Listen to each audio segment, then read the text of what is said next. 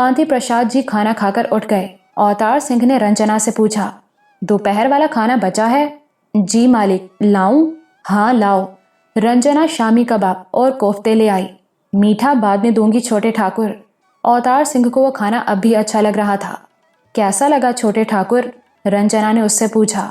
बहुत अच्छा, बहुत मज़ेदार, अवतार सिंह ने कहा। उनका मेरी तरफ से शुक्रिया अदा कर देना। मौसी बोल रही थी, ये तो तुम लोगों का हक है, तुम हमारे मेहमान भी हो और पड़ोसी भी। बड़ी मेहनत की होगी बुआ ने। बुआ ने? हर चीज़ हूरबानो ने अपने हाथों से बनाई थी छोटे ठाकुर। हूरबानो कौन है? सबसे बड़ी बहन। अब अवतार सिंह इससे ज़्यादा कुछ पूछ नहीं सकता था। वो जानता था कि वो 3 बहनें हैं, लेकिन वो ये नहीं जानता था कि जिस आवाज़ से उसे मोहब्बत हुई है वो किसकी थी। और कुछ हुआ ना हुआ, उसे सोचने के लिए बहुत कुछ मिल गया, और वो भी खुश उम्मीदी उभारने वाला। रंजना उसे बताती थी कि नीचे खाना पकाना बुआ की जिम्मेदारी है या घर की मालिकन की। लड़कियां खाना पकाने में दिलचस्पी नहीं लेती। इस एतबार से ये गैर मामूली बात थी कि उसकी तरफ से फरमाइश होने पर एक ऐसी लड़की जिसे खाना पकाने में कोई दिलचस्पी ना हो, अकेली इतनी मेहनत करे और कई तरह के खाने तैयार करे। इसका क्या सबब हो सकता है? ये कि वो उसमें दिलचस्पी लेती हो, उससे मोहब्बत करने लगी हो। अवतार सिंह ने खुद को टोका। ये ख्याल खुशफहमी के सिवा कुछ नहीं हो सकता। ऐसी कोई वजह सामने नहीं है कि नीचे रहने वाली किसी लड़की को उससे मोहब्बत हो जाए। ना उसने उनमें से किसी को देखा है, ना उनमें से किसी ने उसे देखा है, लेकिन बुनियादी तौर पर अवतार सिंह का मोहब्बत का तस्वुर हकीकी बिल्कुल नहीं था, बल्कि यकसर अफसानवी था। खुशफहमी वाली तंबीह उसके हलक से कैसे उतर सकती थी? उसे खुद भी तो ऐसे ही नाकाबिले यकीन अंदाज में मोहब्बत हुई थी। सिर्फ आवाज़ सुनकर उसे जिससे मोहब्बत थी, उसने आज तक उसे देखा नहीं था। तो ऐसी मोहब्बत किसी और को भी उससे हो सकती है। और अवतार सिंह मोहब्बत को आसमानी जज्बा समझता था। उसका नज़रिया था कि ऊपर वाला खुद किसी के दिल में किसी की मोहब्बत डालता है। ये ऐसी दलील थी जिसका खुशफहमी की तंबीह कुछ भी नहीं बिगाड़ सकती थी। चुनाचे अवतार सिंह ने इस गुमान को कबूल कर लिया। इसके नतीजे में पहली बार उसे ऐसी सरशारी मिली जिसने उसे बेखुद कर दिया। सरशार तो वो अपनी यकतरफा मोहब्बत में भी था, मगर दो तरफा मोहब्बत के तस्वुर का तो लुत्फ ही और था। वो दुनिया व माफिया से बेखबर हो गया। इम्तिहानों की फिक्र रही, ना पढ़ाई की लगन। खुशकिस्मती ये थी कि वो सारा साल पूरी लगन के साथ मेहनत करने वाला था, इसलिए नुकसान का एहतमाल नहीं था। ये सब कुछ अपनी जगह, मगर पाकी का तस्वुर उसके जहन पर छा चुका था। रफ़ाए हाजत का तो मामला ही और था। इसमें तो हाथ पाक करना लाजिम था। वो तो आम हालात में भी हाथ धोता तो कलमा तैयबा पढ़ता, मुंह धोता तो भी कलमा पढ़ता, नहाता तो भी कलमा पढ़ता। और कभी कभी बैठे बैठे उसे ख्याल आता कि उसे तो मालूम ही नहीं कि उसके वजूद की कौन सी कोठरी में, कौन से गोशे में नापाकी घुसी हुई है। ये ख्याल आते ही वो दिल की गहराइयों से कलमा तैयबा मुसलसल पढ़ना शुरू कर देता। पढ़ता ही चला जाता, यहाँ तक कि उसे एहसास होने लगता कि वो बहुत हल्का फुल्का और अंदर से बहुत साफ सुथरा हो गया है। और दिन में कई बार वो आसमान की तरफ सर उठाकर पुकारता, ए अल्लाह, तेरा शुक्र है कि तूने मुझे अपना रास्ता दिखाया, अपनी तरफ बुलाया। ए अल्लाह, अब मुझे छोड़ ना देना, मुझे सीधा रास्ता दिखाते रहना, गुमराह ना होने देना मुझे। पहले वो एक अनदेखी हस्ती को बगैर उसका नाम जाने पुकारता था, मगर अब ये नाम अल्लाह उसके वजूद की दिलो दिमाग की गहराइयों में उतर गया था, उसे भा गया था। अब वो उसे इसी नाम से पुकारता था। इम्तिहान शुरू हो गए। एक दिन पर्चा खत्म होने के बाद अवतार सिंह और अर्जुन एक साथ बाहर आए। अर्जुन अवतार सिंह का क्लास फेलो था और जयपुर में रहता था। अवतार सिंह की उससे अच्छी खासी अलैक सलैक थी। इम्तिहान के बाद क्या इरादा है? अर्जुन ने पूछा। गांव चला जाऊंगा। तो मेरे साथ जयपुर होते हुए जाओ। अवतार सिंह ने चौंक कर उसे देखा। क्यों, कोई खास बात है? बड़ा मेला शुरू होने वाला है ना। अवतार सिंह को याद आया केदू चाचा पिछले साल उसे मेले में ले जाना चाहता था, लेकिन उसने मना कर दिया था। उस वक्त उसका जी चाहने लगा क्यों ना वो मेला देखकर गांव जाए।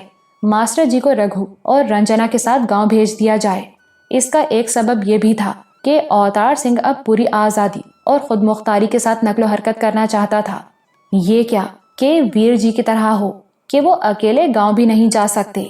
फिर उसे एक ख्याल और आ गया, تاج محل کے بارے میں بہت کچھ پڑھا تھا اس نے، اور اسے تاج محل دیکھنے کا بہت اشتیاق تھا۔ تاج محل جسے دنیا میں محبت کی سب سے بڑی نشانی قرار دیا جاتا ہے، اس نے سوچا۔ کالج میں پہنچنے کے بعد آدمی کی عملی زندگی کا آغاز ہوتا ہے۔ اس کے ثبوت کے طور پر اور اپنا اعتماد بڑھانے کے لیے وہ اکیلا میلہ دیکھنے جے پور جا سکتا ہے، تو لگے ہاتھوں تاج محل کیوں نہ دیکھ لے۔ تمہارے جے پور سے آگرہ کتنی دور ہے؟ اس نے ارجن سے پوچھا۔ تھوڑی ہی دور ہے، بلکہ بہت قریب کہو، ارجن نے جواب دیا۔ پھر وہ مسکرایا۔ تاج محل دیکھنے کا ارادہ ہے؟ ہاں، تو ٹھیک ہے، جے پور سے آگرہ چلے جانا۔ اوتار سنگھ نے اپنے دل میں یہ پروگرام طے کر لیا، لیکن آخری پرچے سے 2 دن پہلے ماسٹر جی کی طبیعت بہت خراب ہو گئی۔ انہیں بہت تیز بخار تھا اور الٹیاں بھی لگ گئی تھیں۔ اوتار سنگھ انہیں ڈاکٹر کے پاس لے گیا۔ بخار ایک دم نہیں اترے گا، وقت لگے گا، ڈاکٹر نے ماسٹر جی کا معائنہ کرنے کے بعد کہا۔ دوا میں دے رہا ہوں، کمزوری بہت ہو جائے گی، انہیں کم از کم 2 ہفتے مکمل آرام کی ضرورت ہے۔ اوتار سنگھ ماسٹر جی اور رگھو کو اپنے پروگرام کے متعلق پہلے ہی بتا چکا تھا، لیکن اب ماسٹر جی کو اس حال میں چھوڑ کر جانے کو اس کا دل نہیں مانتا تھا۔ تم اپنا پروگرام خراب مت کرو، ماسٹر جی نے نکاہت بھرے لہجے میں کہا۔ کوئی بڑی پریشانی کی بات نہیں، طبیعت سنبھلے گی تو میں رگھو کے ساتھ گاؤں آ جاؤں گا۔ ویسے بھی تو مجھے ان کے ساتھ ہی آنا تھا، لیکن ماسٹر جی آپ کو اس حال میں… ماسٹر جی نے اس کی بات کاٹ دی۔ میرا خیال رکھنے کو رگھو اور رنجنا یہاں ہے نا؟ ہاں چھوٹے مالک، آپ چنتا نہ کرو، رگھو بولا۔ مگر استاد کا معاملہ تھا، اوتار سنگھ کا دل نہیں مانتا تھا۔ ماسٹر جی اور رگھو کے پیہم اصرار پر وہ جانے کے لیے راضی تو ہو گیا، لیکن اس سے پہلے اس نے ڈاکٹر سے تفصیلی بات کی۔ اس سے ماسٹر جی کے ٹھیک ہونے تک ہر روز گھر پر آ کر انہیں دیکھنے کا وعدہ لیا اور پیشگی فیس ادا کر دی۔ پھر اس نے ماسٹر جی کو بھی کچھ رقم دی اور رگھو کو بھی۔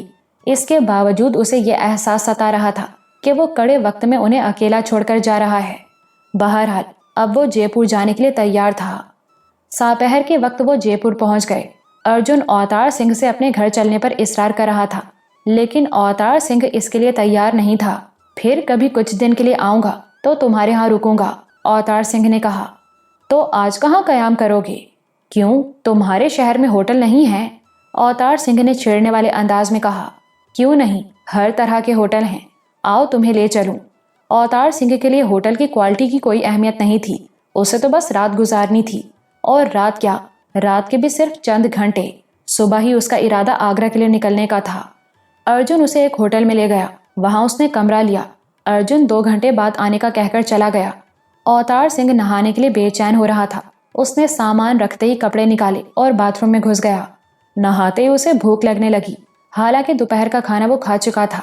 اس نے سوچا کہ ایک کمرے میں ہی چائے کے ساتھ بسکٹ منگوا لے، لیکن اس نے فوراً ہی اس خیال کو رد کر دیا۔ ارجن کے آنے میں ابھی کافی وقت تھا، وہ اس وقت سے استفادہ کر سکتا تھا۔ اس نے سوچا کچھ دیر ادھر ادھر گھومے پھرے گا، راستے میں ہی کہیں بھوک کا سامان بھی ہو جائے گا۔ یہ سوچ کر وہ ہوٹل سے نکل آیا۔ جے پور اسے پہلی ہی نظر میں اچھا لگا تھا، بہت اپنا اپنا۔ شاید اس کی وجہ یہ تھی کہ وہ صحراؤں کا پروردہ تھا اور جے پور صحرائی شہر تھا۔ شہر میں داخل ہوتے ہی وہاں کی گرمی نے اسے گاؤں کی یاد دلائی تھی۔ گلابی شہر، پنک سٹی کہلانے والے اس شہر کو ایک نظر دیکھ کر ہی اسے احساس ہو گیا تھا کہ یہ ثقافت سے چھلکتا ہوا شہر ہے، رنگین ثقافت کا نمائندہ شہر۔ چھوٹے سے ریسٹورنٹ میں بیٹھ کر اس نے چائے کے ساتھ بسکٹ کھائے، پھر سب سے پہلے اس نے پوچھ کر بس کے اڈے کا رخ کیا۔ وہاں سے اسے پتا چلا کہ آگرہ جانے والی پہلی بس صبح 6 بجے روانہ ہوتی ہے۔ وہ اس کے لیے بہت مناسب تھی، آگرہ میں اسے کافی وقت گزارنے کا موقع مل جاتا۔ وہاں سے وہ بازار آیا اور وہاں گھومتا پھرا۔ بازار بارونق تھا، دکانیں آراستہ بھی تھیں اور ہر طرح کے مال سے بھری ہوئی تھیں۔ کپڑے کی دکانیں دیکھ کر وہ ٹھٹکا۔ دہلی سے تو وہ کچھ نہیں لے سکا تھا، لیکن یہاں اس نے سوچ لیا کہ وہ پتا جی، اماں، چاچا جی اور ویر جی کے لیے کچھ خریدے گا، مگر ابھی وہ کچھ خریدنے کے ارادے سے نہیں نکلا تھا۔ اس نے سوچا خریداری رات کو کر لے گا۔ وہاں مورتیوں کی ایک بہت بڑی دکان بھی تھی، بھگوان، ہنومان، کالی ماتا، سرسوتی، سبھی کی مورتیاں وہاں موجود تھیں، اور ہر سائز میں۔ بعض بت تو بہت بڑے بڑے بھی تھے۔ وہ یوں ہی تفریحاً دکان میں چلا گیا۔ اس نے مختلف مورتیوں کی قیمت معلوم کی۔ خریدنا تو اسے کچھ تھا نہیں، وہ دل میں اس مزہ کا خیز تصور پر سوچ رہا تھا اور ہنس رہا تھا کہ بھگوان بھی بازار میں بکتا ہے اور دوسرے خدا بھی جو چاہے خرید لے، وہ بھگوان، وہ دیوتا جن سے جاہل لوگ پرارتھنا کرتے ہیں، اپنی منوکامنائیں جن سے مانگتے ہیں، وہ تو خود کو بکنے کی حقارت اور ذلت سے بھی نہیں بچا سکتے۔ کیا اس میں کوئی قدرت ہو سکتی ہے جو خود کو بکنے سے بھی نہیں بچا سکے؟ یہ تو بھگوان کی توہین ہے کہ وہ چند سکوں میں بک جاتا ہے۔ دکان سے نکل کر اوتار سنگھ دل ہی دل میں کلمہ طیبہ پڑھتا رہا۔ اس کا خیال تھا کہ مورتیوں کی دکان میں جا کر شاید وہ ناپاک ہو گیا ہوگا۔ اس لمحے اس کے دل میں عجب سا جذبہ پیدا ہوا، اللہ کے لیے محبت کا جذبہ۔ اس کا جی چاہا کہ وہ اللہ کے لیے کچھ ایسا کرے جس سے اللہ خوش ہو، بہت خوش۔ اس کے ذہن میں موہوم سا خیال تھا کہ وہ ایسا کچھ کر سکتا ہے۔ کیا یہ وہ فی الحال نہیں جانتا تھا، لیکن اسے لگتا تھا کہ کوشش کرے گا تو وہ آسانی سے جان بھی جائے گا۔ وہ ہوٹل پہنچا تو ارجن اس کا انتظار کر رہا تھا۔ اس سے پہلے اوتار سنگھ نے صرف اپنے گاؤں کا میلہ دیکھا تھا۔ در حقیقت وہ ٹھاکروں کی گڑھی کا میلہ نہیں تھا، بلکہ ارد گرد کے 3 اور گاؤں بھی اس میں شریک ہوتے تھے۔ لیکن جے پور کا میلہ دیکھ کر اوتار سنگھ کی آنکھیں پھیل گئیں۔ اتنے بڑے میلے کا تو اس نے تصور بھی نہیں کیا تھا۔ وہاں ہر طرح کی تفریحات تھیں، کھیل تماشے تھے، سرکس بھی تھا، کرتب بھی دکھائے جا رہے تھے، جسمانی مقابلے بھی ہو رہے تھے، اونٹوں کی دوڑ ہونے والی تھی، کبڈی اور کشتی کے مقابلے دیکھنے والوں کا بڑا ہجوم تھا۔ دوسری طرف میلے میں بازار سے بھی بڑا بازار لگا تھا۔ وہاں بلا شبہ سینکڑوں اسٹال تھے، ہر چیز کا اسٹال تھا۔ کہیں کپڑا بک رہا تھا تو کہیں عورتیں چوڑیاں پہن رہی تھیں اور زیورات دیکھ رہی تھیں۔ وہاں کئی جوتشی بھی تھے۔ ایک بوڑھی عورت تھی جو لوگوں کا ہاتھ دیکھ کر ان کی قسمت کا حال بتا رہی تھی۔ عورتوں کی دلچسپی یا تو خریداری میں تھی یا جھولوں میں، لیکن جھولوں کے پاس بچوں کا ہجوم سب سے زیادہ تھا۔ اس کے علاوہ کھانے پینے کی چیزوں کے اسٹالز پر سب سے زیادہ رش تھا۔ اوتار سنگھ اس رونق میں ارجن کے ساتھ گھوم پھر رہا تھا، لیکن وہ بہت کھویا کھویا تھا۔ اس کے ذہن میں بس ایک ہی خیال تھا جو اسے ادھر ادھر توجہ نہیں کرنے دے رہا تھا، یہ کہ اسے کچھ کرنا ہے اللہ کو خوش کرنے کے لیے، اس سے اظہار محبت کے لیے۔ بس وہ یہ سوچے جا رہا تھا کہ کیا کرے۔ بس ایک چیز ایسی تھی جس پر وہ توجہ دیے بغیر نہ رہ سکا، اور وہ تھا لٹھیا بازی کا مقابلہ۔ شاید اس کی وجہ یہ تھی کہ لٹھیا بازی میں اسے خود کا مال حاصل تھا۔ چاچا جمال الدین نے یہ ہنر اسے اور ویر جی کو سکھایا تھا۔ وہ اس فن میں استاد کا درجہ رکھتے تھے، اور ان کا کہنا تھا کہ وہ دونوں بہت اچھے شاگرد ہیں اور ان کے اندر اس فن کی قدرتی صلاحیت ہے۔ ان دونوں کو کارکردگی دکھانے کا ایک موقع مل چکا تھا جب انہوں نے اپنے اوپر حملہ کرنے والوں کو نہ صرف مار بھگایا تھا بلکہ انہیں زخمی کر کے اٹھنے کے قابل ہی نہیں چھوڑا تھا۔ اس موقع پر ان کی صلاحیت ثابت ہو گئی تھی۔ اس نے لٹھیا بازی کا مقابلہ ہوتے دیکھا تو مسحور ہو کر رہ گیا۔ وہ جس طرح داد دے رہا تھا اور تنقید کر رہا تھا، اس نے ارجن کو چونکا دیا۔ لگتا ہے تم لٹھیا بازی جانتے ہو؟ اس نے پوچھا۔ بس یوں ہی تھوڑی سی شدھ بدھ ہے، اوتار سنگھ نے بے دھیانی میں کہا۔ تمہارے تبصروں سے تو لگتا ہے کہ تم اس کی فنی باریکیوں سے بھی واقف ہو، ارجن بولا۔ میں نے کہا نا، تھوڑا بہت سیکھا ہے میں نے۔ کہاں، کس سے سیکھا؟ گاؤں میں چاچا جمال الدین سے۔ تو تم مقابلے میں حصہ کیوں نہیں لیتے؟ سچ تو یہ ہے کہ مقابلے میں حصہ لینے کے لیے اوتار سنگھ کا دل بھی مچل رہا تھا۔ اب تک جو اس نے دیکھا تھا وہ لٹھیا بازی کا کوئی اچھا معیار نہیں تھا۔ اپنی فطری انکساری کے باوجود وہ یقین سے کہہ سکتا تھا کہ وہاں اس کے جوڑ کا کوئی نہیں ہے، لیکن دل کے مچلنے کے باوجود اس کا میدان میں اترنے کا کوئی ارادہ نہیں تھا۔ نمایاں ہونا اسے یوں بھی اچھا نہیں لگتا تھا، مگر یہاں جے پور میں اسے لگ رہا تھا کہ اس کے لیے یہ بہت ضروری ہے کہ وہ نمایاں نہ ہو۔ وجہ اسے معلوم نہیں تھی۔ نہیں، میں اتنا اچھا بھی نہیں ہوں، اس نے منکسرانہ لہجے میں کہا۔ ارجن کو مایوسی ہوئی۔ وہ میلے میں گھومتے پھرے۔ اوتار سنگھ نے خریداری وہیں سے کر لی۔ اس نے پتا جی اور چاچا جمال الدین کے لیے پگڑی خریدی، اماں کے لیے چادر اور ویر جی کے لیے کپڑے اور ایک قلم۔ آخر اوتار سنگھ نے میلے سے واپسی کا ارادہ کیا۔ ارجن کو اس سے اختلاف تھا۔ ابھی تو بہت وقت ہے، اس نے کہا، ابھی تو رونق اور بڑھے گی۔ میں کل صبح 6 بجے والی گاڑی سے آگرہ جانا چاہتا ہوں، اس کے لیے مجھے 4:30-5 بجے اٹھنا ہوگا۔ اوتار سنگھ نے معذرت کی۔ اسی وقت ارجن کے چند دوست اسے مل گئے۔ تم واپس جا رہے ہو ابھی سے؟ ان میں سے ایک نے کہا۔ ارجن نے اوتار سنگھ کو ان سے متعارف کرایا۔ وہ لوگ ارجن کو روک رہے تھے، لیکن ارجن اوتار سنگھ کو اکیلا چھوڑنے کو بد اخلاقی سمجھ رہا تھا، چنانچہ وہ انکار کر رہا تھا۔ تم رک جاؤ نا، میں تو ہوٹل جا کر سو جاؤں گا، اوتار سنگھ نے اسے سمجھایا۔ تم اپنی تفریح کیوں خراب کرتے ہو؟ ایسی کوئی بات نہیں، میں بھی تھکا ہوا ہوں، جلدی سو جاؤں گا، اور میلہ تو کل بھی رہے گا، ارجن نے کہا۔ لیکن اوتار سنگھ اصرار کرتا رہا۔ وہ نہیں چاہتا تھا کہ ارجن مروت میں اس کی وجہ سے اپنی تفریح خراب کرے۔ اسے یہ احساس بھی تھا کہ ارجن کے دوستوں کو کئی مہینوں کے بعد اس سے ملاقات کا موقع ملا ہے اور وہ ان کے بیچ دیوار بن رہا ہے۔ آخر اوتار سنگھ نے ارجن کو قائل کر لیا۔ دونوں گلے ملے۔ ارجن نے وعدہ لیا کہ اگلی بار وہ چند روز کے لیے آئے گا اور اس کے گھر مہمان ہوگا۔ پھر اوتار سنگھ ارجن کو میلے میں چھوڑ کر باہر نکل آیا۔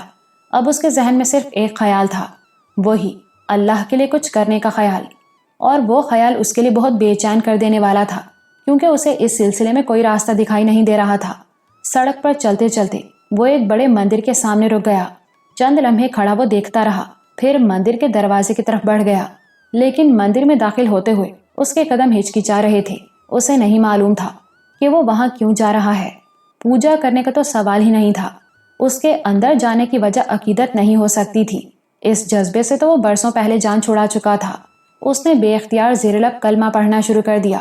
مندر میں گھسنے کے بعد اسے باطنی طور پر ناپاکی کا احساس ہو رہا تھا، اور اسے دور کرنے کی ایک بے حد مؤثر ترکیب اس کے پاس تھی۔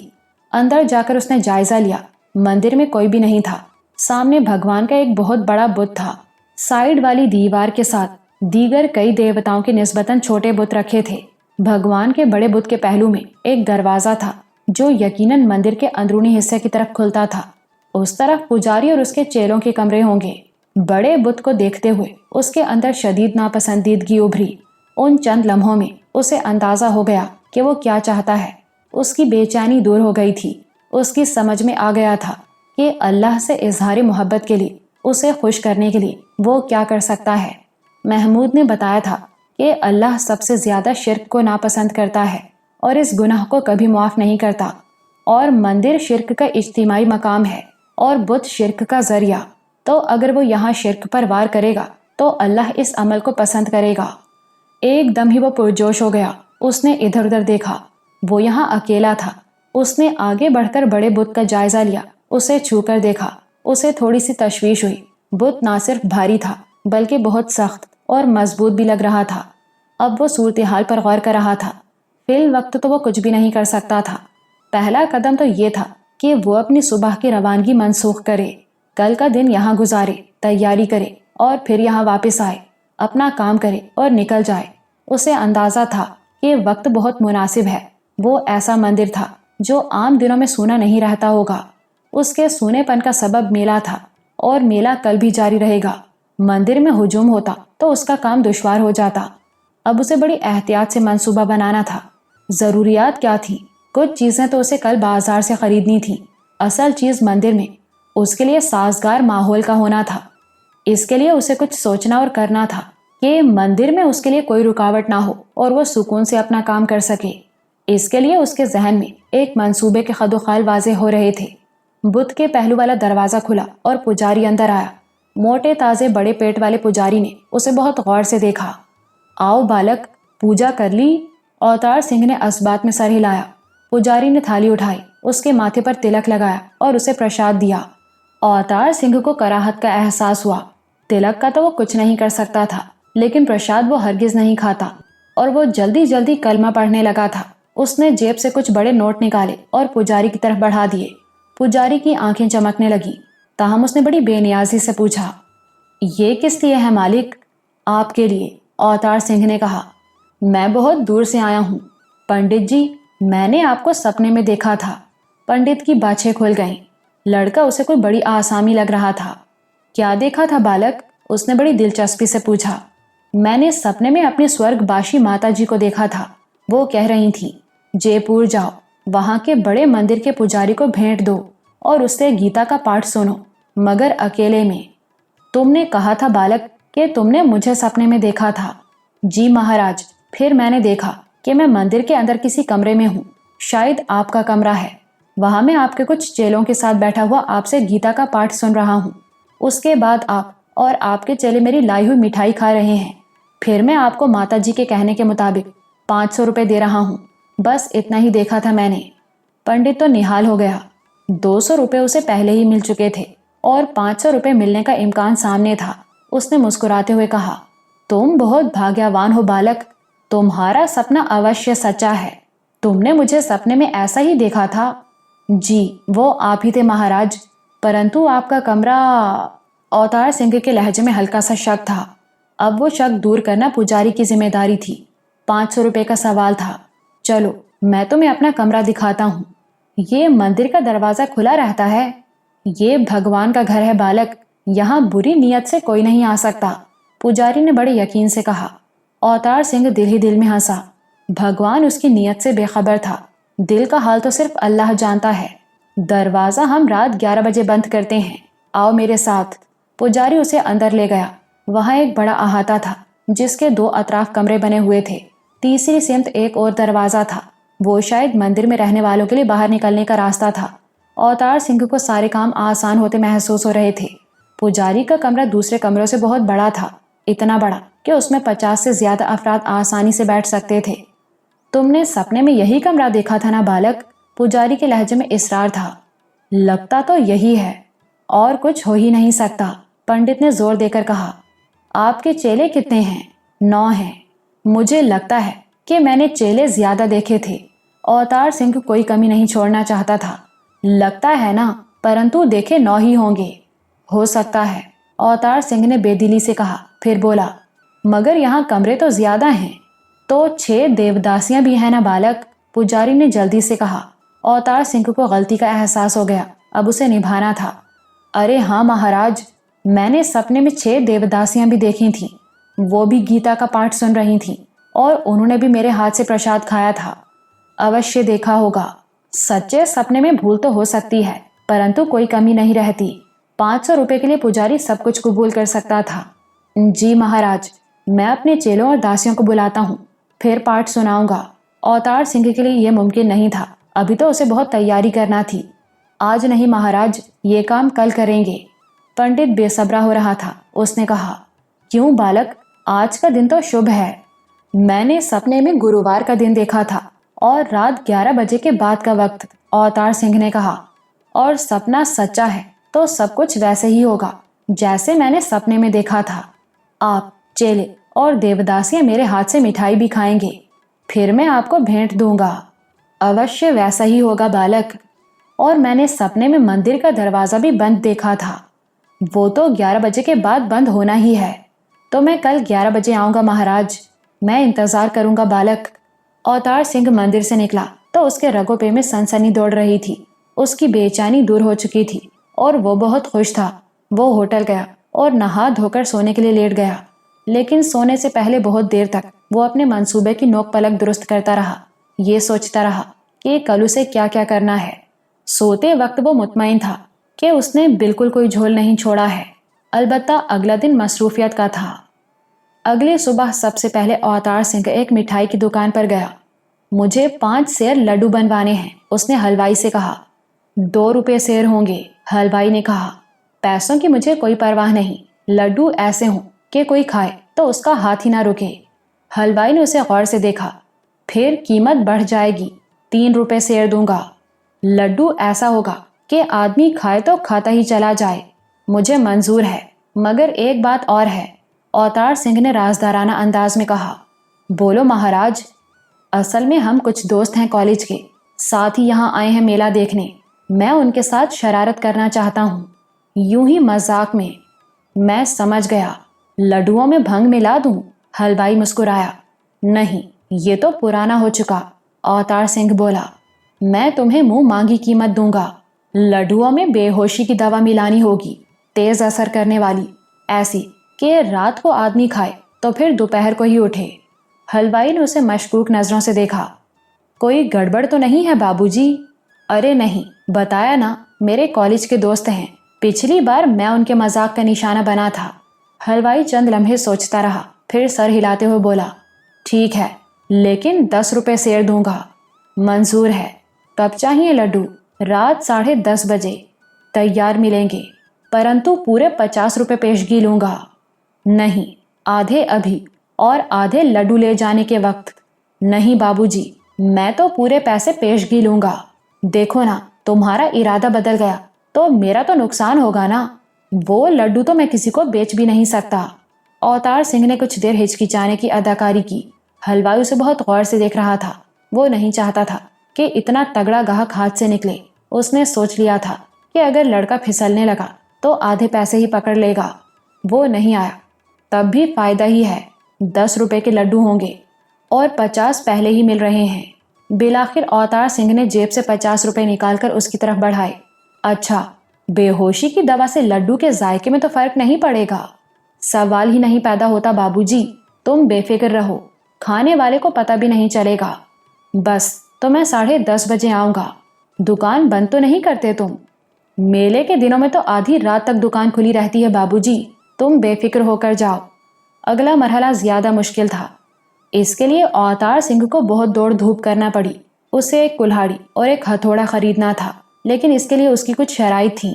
یہ ضروری تھا کہ دونوں چیزیں سائز میں چھوٹی ہوں تاکہ وہ انہیں اپنے لباس میں بآسانی چھپا کر لے جا سکے۔ ہلکی ہوں تو اور بھی بہتر ہے، لیکن کلہاڑی بہت تیز ہو، کیونکہ بت بہت بھاری تھا اور سخت بھی معلوم ہوتا تھا۔ وہ درجنوں دکانوں میں گیا، لیکن مؤثر ترین کلہاڑی وہ تھی جو بڑی بھی تھی اور بھاری بھی، اور اسے تو اس پر بھی شبہ تھا کہ وہ بڑی اور بھاری کلہاڑی بھی اس بت کا کچھ بگاڑ سکے گی۔ دوسرے، وہ یہ بھی نہیں چاہتا تھا کہ زیادہ آواز ہو اور لوگ متوجہ ہوں۔ اسے تو بڑی خاموشی سے اپنا کام کر کے نکل آنا تھا۔ بالآخر ایک دکان پر اسے اپنے مطلب کی چیزیں مل گئیں۔ دونوں چیزیں باہر کی تھیں اور دیکھنے میں بے ضرر لگتی تھیں۔ پہلی نظر میں تو وہ بھی دھوکا کھا گیا۔ نہیں بھائی، اس کلہاڑی سے تو لکڑی بھی نہیں پھٹے گی، اس نے دکاندار سے کہا۔ بابو جی غور سے دیکھو اس کی دھار، دکاندار بولا، یہ تو لوہا بھی کاٹ دے گی۔ اوتار سنگھ نے دھار پر انگلی رکھی ہی تھی کہ سرخ رنگ کی لکیر نمودار ہو گئی۔ کلہاڑی کی دھار بلا شبہ بہت تیز تھی، لیکن اہم سوال یہ تھا کہ اس بت کا بھی کچھ بگاڑ سکے گی یا نہیں۔ میں ذرا اور دیکھ لوں، شاید اس سے بہتر کچھ مل جائے، اس نے کہا۔ دیکھ لو بابو جی، بازار موجود ہے، پرنتو اس سے اچھی چیز ملے گی نہیں۔ اوتار سنگھ نے پورا بازار چھان مارا۔ اسے اندازہ ہو گیا کہ دکاندار کا چیلنج بجا تھا۔ آخر اسے لوٹ کر وہیں جانا پڑا۔ کلہاڑی اور ہتھوڑا خریدنے کے بعد اس کی تیاری مکمل ہو گئی۔ وہ ہوٹل جا کر سکون سے سو گیا۔ شام کو وہ میلے کے لیے تیار ہو کر نکلا۔ اس کی مہم میں تو ابھی کافی وقت پڑا تھا۔ گزشتہ روز کے برعکس اس روز میلے میں اس کا دل لگا اور اس نے خوب تفریح کی۔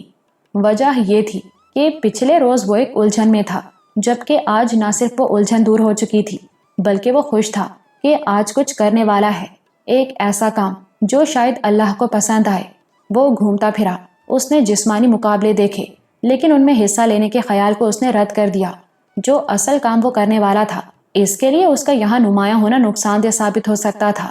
یہاں کوئی اسے نہیں جانتا تھا۔ بعد میں بات کھلے گی تو اس کی سمجھ میں نہیں آئے گا کہ اسے کہاں ڈھونڈے۔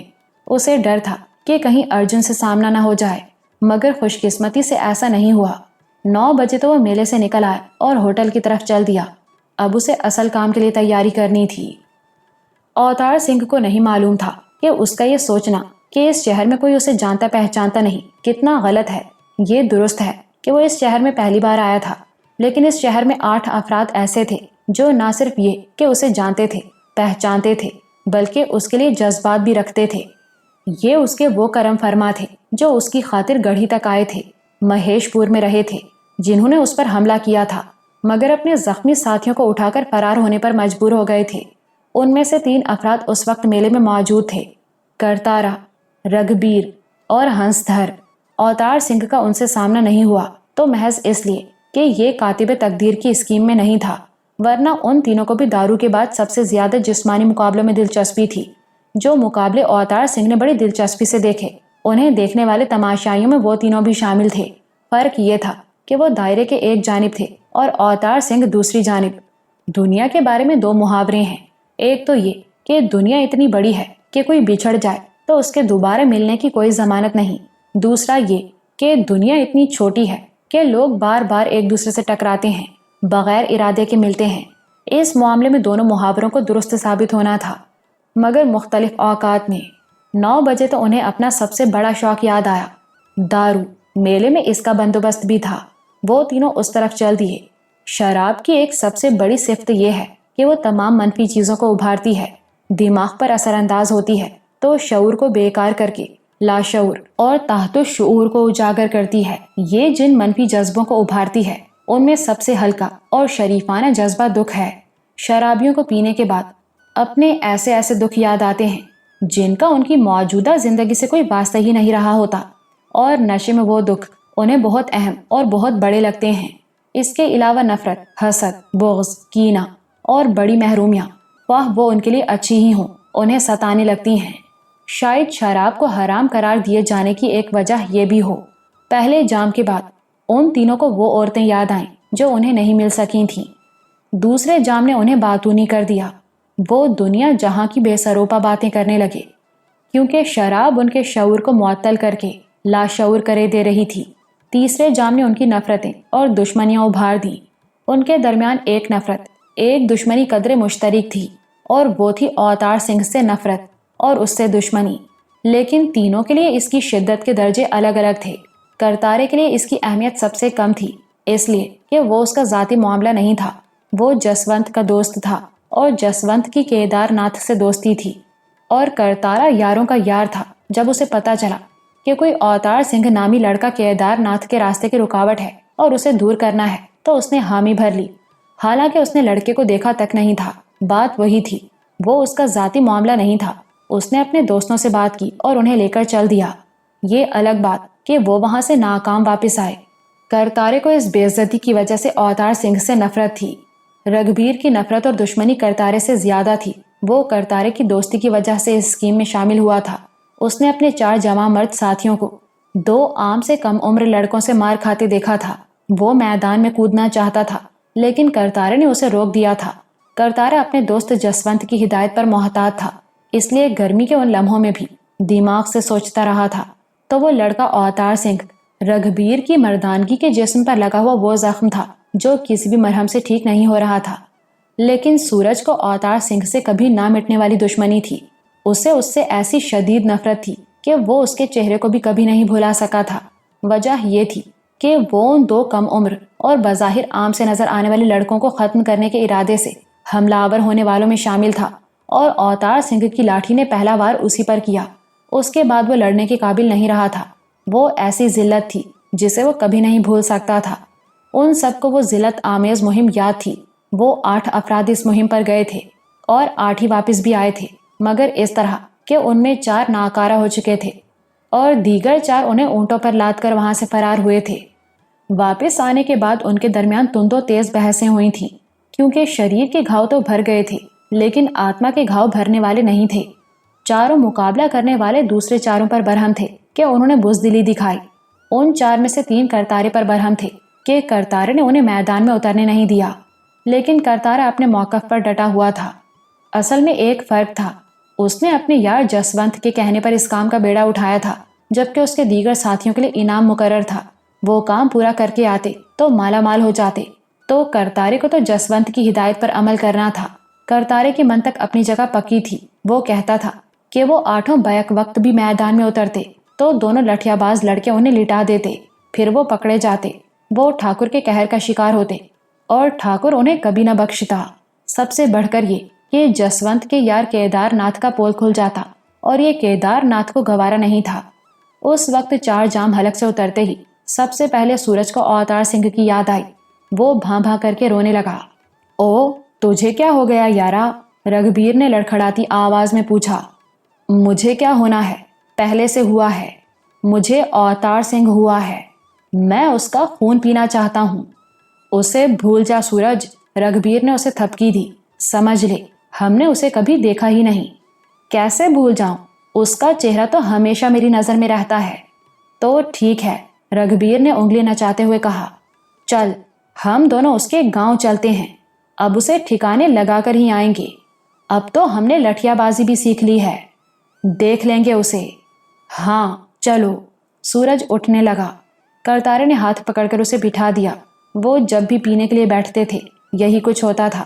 کرتارے کو یاد تھا کہ اسے کب کیا کرنا ہے۔ اسے یاد تھا کہ جب وہ ناکام ہو کر واپس آئے تھے تو انہوں نے فوراً ہی دوسرے حملے کی تیاری شروع کر دی تھی۔ انہوں نے ایک ماہر لٹھیا باز کی شاگردی اختیار کر لی تھی، لیکن تیاری مکمل ہونے سے پہلے ہی کیدار ناتھ جسونت سے بات کرنے کے لیے جے پور آیا تھا، اور اس کے بعد جسونت نے کرتارے سے کہا تھا، اب اس لڑکے کی طرف دیکھنا بھی نہیں. بات الٹ گئی ہے. اسے کچھ ہو گیا تو میرے یار کا بہت بڑا نقصان ہو جائے گا. کرتارا جسونت کی بات نہیں ٹال سکتا تھا. اس نے اپنے سب ساتھیوں سے وچن لے لیا تھا، لیکن وہ جب بھی پی کر بہکتے تو اس وچن کو بھول جاتے اور اسے یاد دلانا پڑتا. اس وقت بھی اس نے یہی کہا. مجھ سے کیا ہوا وچن یاد ہے؟ اس نے سورج کو جھنجھوڑتے ہوئے کہا. اس لڑکے کو چھونا بھی نہیں ہے.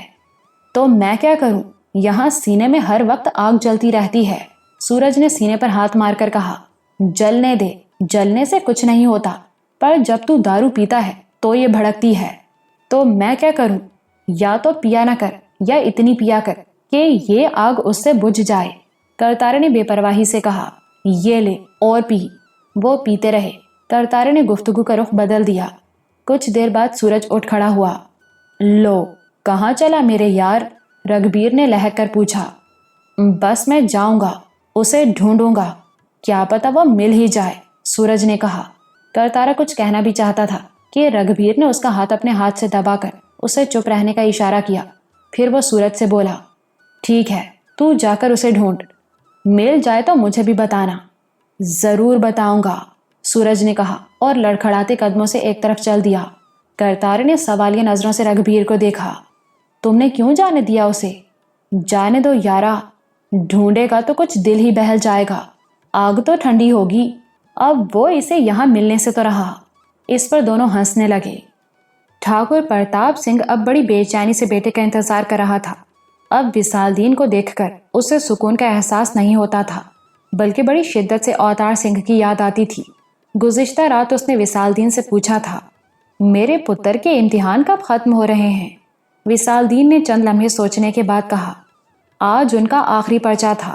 یہ سن کر ٹھاکر بے چین ہو گیا. تب تو اسے آ جانا تھا، وہ رکنے والا تو نہیں. کسی وجہ سے رک گئے ہوں گے ٹھاکر جی، کل آ جائیں گے. سو آج صبح ہی سے ٹھاکر بیٹے کی راہ تک رہا تھا. دوپہر کو اس سے کھانا بھی نہیں کھایا گیا. اب تو اوتار سنگھ کے ساتھ ہی کھاؤں گا، اس نے سوچا. شام ہو گئی. وہ حویلی کے باہر چھڑکاؤ کرا کے کرسیاں لگوا کے بیٹھ گیا. اس کی نظریں آنے والے راستے پر جمی تھیں. پھر ٹھاکر نے مولوی برکت علی کو اکیلے آتے دیکھا تو اسے گھبراہٹ ہونے لگی. وہ خود اٹھ کر ان کی طرف لپکا. کیا بات ہے مولوی صاحب، اور لوگ کہاں ہیں؟ اس نے پوچھا. وہ لوگ تو نہیں آ سکے ہیں. پر کیوں؟ کانتی پرساد جی بیمار ہو گئے ہیں، وہ آ نہیں سکتے. اوتار سنگھ نے رگھو اور رنجنا کو ان کے پاس رکنے کو کہا ہے. ٹھاکر اور پریشان ہو گیا. تو آپ اوتار سنگھ کو تو اپنے ساتھ لے آتے. میں گھر ہوتا ہوا آیا ہوں، اوتار سنگھ وہاں تھا ہی نہیں، وہ تو کل ہی روانہ ہو گیا تھا. ٹھاکر کی پریشانی کی کوئی حد نہیں تھی. پر وہ یہاں نہیں آیا. اس نے کہا تھا کہ وہ جے پور جا رہا ہے، میلہ دیکھے گا، پھر آگرہ جائے گا تاج محل دیکھنے. مولوی صاحب نے وضاحت کی.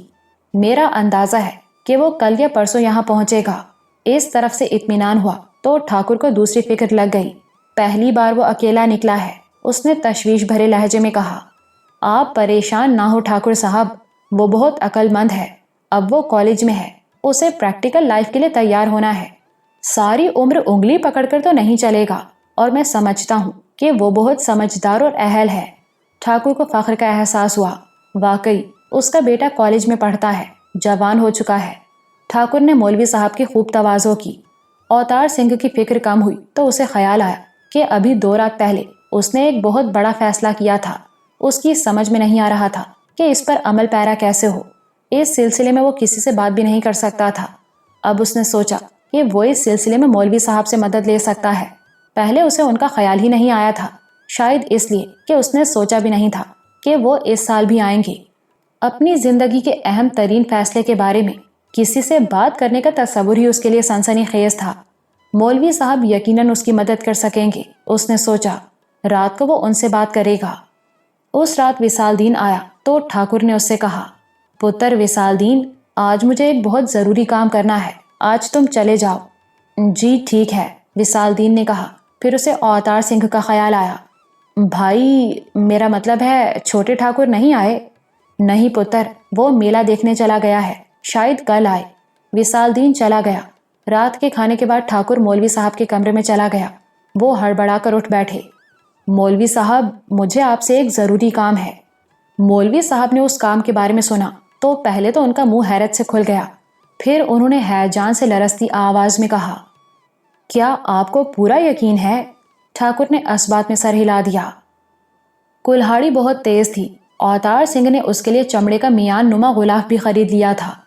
اب وہ بے فکر ہو کر اسے اپنے لباس میں چھپا سکتا تھا، زخمی ہونے کا خطرہ بھی نہ رہتا۔ دوسری طرف اس نے ہتھوڑا بھی رکھ لیا تھا۔ پوری تیاری کے ساتھ وہ ٹھیک وقت پر ہوٹل سے نکل آیا۔ مٹھائی والے کے پاس وہ ٹھیک 10:30 بجے پہنچا۔ مٹھائی والا اسے دیکھ کر خوش ہو گیا۔ تمہارے لڈو تیار ہیں بابو جی، اس نے مٹھائی کے ایک ٹوکرے کی طرف اشارہ کرتے ہوئے کہا۔ اوتار سنگھ نے جیب سے پیسے نکال کر اس کی طرف بڑھائے۔ چکھ کر نہیں دیکھو گے بابو جی؟ مٹھائی والے نے پوچھا۔ اوتار سنگھ کو لگا کہ وہ اس سے مذاق کر رہا ہے۔ اس نے مسکراتے ہوئے کہا، تم جانتے ہو کہ یہ لڈو میں نے اپنے لیے نہیں دوسروں کے لیے بنوائے ہیں، پرنتو تمہیں کیسے پتا چلے گا کہ لڈو کتنے عمدہ ہیں؟ مجھے تمہاری بات پر بھروسہ ہے، پر میں تعریف سننا چاہتا ہوں۔ حلوائی نے ایک لڈو اس کی طرف بڑھایا۔ میں نے کہا نا، مجھے نہیں چکھنا۔ گھبراؤ نہیں بابو جی، یہ لڈو بے ہوش کرنے والا نہیں ہے۔ اوتار سنگھ نے اب بھی لڈو لینے کے لیے ہاتھ نہیں بڑھایا۔ اصل میں آرڈر کی مٹھائی ہم کچھ زیادہ ہی بناتے ہیں، حلوائی نے وضاحت کی۔ یہ لڈو بھی زیادہ بنے تھے۔ 5 سیر تولنے کے بعد میں نے ان میں بے ہوشی کی دوا ملا دی اور انہیں ٹوکرے میں رکھ دیا۔ یہ لڈو صاف ہے، کھا کر دیکھو تاکہ پتا چلے کہ میں نے قیمت غلط نہیں لی ہے۔ ایسا لڈو پورے جے پور میں کوئی نہیں بنا سکتا۔ اوتار سنگھ ہچکچا رہا تھا۔ پہلی بار وہ اکیلا پردیس میں نکلا تھا اور اس کی جیب میں خاصی رقم بھی تھی۔ اب وہ لڈو کھا لیتا اور اس میں بے ہوشی کی دوا ہوتی تو وہ لٹ بھی سکتا تھا، مگر پھر اسے خیال آیا کہ چلتا پھرتا بے ٹھکانہ آدمی تو ایسی حرکت کر سکتا ہے، لیکن مستقل دکان کرنے والا دکاندار ایسی حرکت کبھی نہیں کرے گا۔ البتہ وہ لڈو نہیں کھائے گا تو دکاندار اس پر شک بھی کر سکتا ہے۔ ایک لمحے کی ہچکچاہٹ کے بعد بالآخر اس نے لڈو لیا اور کھا کر دیکھا۔ لڈو واقعی بہت عمدہ تھا۔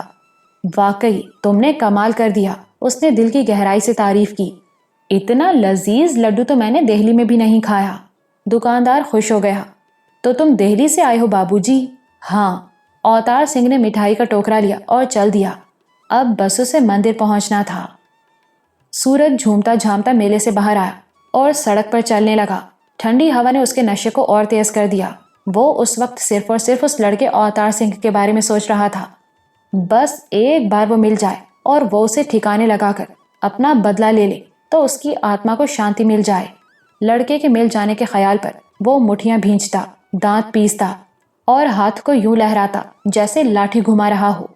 مل جائے تو دیکھ لوں گا اسے، وہ بآواز بلند غرایا۔ اب تو مجھے بھی لٹھیاں چلانی آتی ہے۔ قریب سے گزرتے ہوئے راہگیروں نے اسے بلند آواز میں خود کلامی کرتے دیکھا تو مسکرا دیے۔ نشے میں آدمی کیا کچھ نہیں کرتا۔ سورج مندر کے سامنے سے گزرا اور بڑھتا چلا گیا۔ مندر سے کافی آگے جانے کے بعد اچانک اس نے نظر اٹھائی تو وہ لڑکا آتا دکھائی دیا جس کی اسے تلاش تھی۔ اس کا نشہ جیسے ہرن ہو گیا۔ یہ یہاں کہاں؟ وہ بڑبڑایا۔ نشے میں وہ اسے جے پور میں تلاش کر رہا تھا، لیکن ذرا سا ہوش آیا تو اسے یہ بات ناقابل یقین لگی۔ کہیں مجھے چڑھ تو نہیں گئی؟ وہ جہاں تھا وہیں رک گیا۔ لڑکا ابھی خاصا دور تھا۔ اس کے ہاتھ میں مٹھائی کا ٹوکرا تھا اور وہ اپنی دھن میں چلا آ رہا تھا۔ سورج نے کئی بار ہاتھوں سے آنکھوں کو مل ڈالا، مگر لڑکا سچ مچ وہی تھا۔ وہ وہیں کھڑا اس کے پاس سے گزرنے کا انتظار کرتا رہا۔ قریب سے دیکھوں گا تو پتا چلے گا، اس نے دل میں کہا۔ لڑکا ہر قدم اس سے قریب تر ہوتا جا رہا تھا اور ہر قدم پر سورج کو احساس ہو رہا تھا کہ یہ نشے کا دھوکہ نہیں، یہ سچ مچ وہی لڑکا ہے۔ نشہ ہوتا تو قریب آتے ہوئے لڑکے کی صورت بدلتی۔ اب لڑکا عین اس کے سامنے تھا اور وہ وہی تھا۔ اس کی صورت تو وہ آج تک نہیں بھول سکا تھا۔ وہ ایک پل کی بات تھی۔ وہ وہیں کھڑا رہ گیا اور لڑکا مٹھائی کا ٹوکرا لیے آگے نکل گیا۔ سورج بہت تیزی سے پلٹا اور اضطراری طور پر اس نے ہاتھ بڑھایا، لیکن لڑکا اس کی ہاتھ کی پہنچ سے دور جا چکا تھا۔ سورج لڑکے کے پیچھے پیچھے چل دیا۔ وہ سوچ رہا تھا کہ یہ انتقام کا موقع ہے جو قسمت نے اسے دیا ہے۔ آج اسی وقت وہ اسے ختم کر سکتا ہے، لیکن کیسے؟ نشے سے نکلنے کی کوشش میں الجھتے ذہن نے سوال اٹھایا۔ واقعی اس نے سوچا، اس وقت میرے پاس کچھ بھی نہیں ہے، نہ لٹھیا نہ خنجر۔ کوئی بات نہیں، دل نے کہا۔ اس کے پاس بھی تو کچھ نہیں، وہ تو مٹھائی کا ٹوکرا اٹھائے ہوئے ہے، اسے جسمانی طور پر زیر کیا جا سکتا ہے۔ اس ایک پل میں سورج پر اپنے کتنے ہی بھید کھل گئے۔ اتنے عرصے سے وہ صرف اس لڑکے کی نفرت، انتقام کی آرزو اپنے اندر نہیں پال رہا تھا، اس کی بے خبری میں ایک اور چیز بھی اس کے اندر پل رہی تھی، اور وہ تھا اس لڑکے کا خوف۔ پچھلے معرکے نے اسے اس لڑکے سے خوفزدہ کر دیا تھا، کیونکہ اس نے دیکھا تھا کہ لڑکے نے اس جیسے 3 شاہ زوروں کو اس دن زمین چٹا دی تھی، 8 افراد کو بھاگنے پر مجبور کر دیا تھا۔ اس نے پوری طرح سمجھ لیا، ہاں وہ اس سے خوفزدہ ہے، وہ اکیلا اس سے نہیں لڑ سکتا، لاٹھی ہوتی، خنجر ہوتا، تب بھی وہ اس سے نہ لڑ پاتا۔ لیکن ایک اچھی بات تھی، لڑکا اس کے شہر میں تھا اور اکیلا تھا، یہ اس سے نمٹنے کا بہت اچھا موقع تھا۔ سوال یہ تھا کہ اب وہ کیا کرے؟ وہ اس کے پیچھے چلتا رہا۔ اس نے سمجھ لیا کہ اسے یہ معلوم کرنا ہے کہ لڑکا یہاں کہاں رہ رہا ہے۔ دوسرے مرحلے میں وہ اپنے ساتھیوں کو اس کے اور اس کے ٹھکانے کے بارے میں بتائے، لیکن کرتارا اس معاملے میں اعتبار کے قابل نہیں۔ جسونت نے اسے منع کر دیا ہے، کہا ہے کہ لڑکے کو بھول جائے، اور یاروں کا یار کرتارا اپنے یار کی بات نہیں ٹالے گا، وہ انہیں کچھ نہیں کرنے دے گا۔ ہاں رگھبیر کام کا آدمی ہے، وہ اس سے اتنی ہی نفرت کرتا ہے جتنی وہ کرتا ہے، اور راجو اور گوپال ہیں جنہوں نے اس دن لڑکے سے زخم کھائے تھے۔ بس تو وہ جا کر رگھبیر کو بتائے گا، پھر وہ راجو اور گوپال سے بات کریں گے، اور اس کے بعد انتقام۔ وہ چلتے چلتے ٹھٹک گیا۔ لڑکا بڑے مندر میں چلا گیا تھا اور پجاری سے بات کر رہا تھا۔ سورج وہیں کھڑا ہو گیا، اسے لڑکے کا پیچھا کر کے اس کا ٹھکانہ معلوم کرنا تھا۔ 5 منٹ ہو گئے، لڑکا تو باہر نہیں آیا، البتہ مندر کا دروازہ بند کر دیا گیا۔ سورج وہیں کھڑا رہا، اسے یقین تھا کہ لڑکا باہر آئے گا، تب وہ اس کا پیچھا کر کے اس کا ٹھکانہ معلوم کرے گا۔ دیر ہو گئی، آدھا گھنٹہ گزرا، پھر 1 گھنٹہ ہو گیا، لڑکا باہر نہیں آیا۔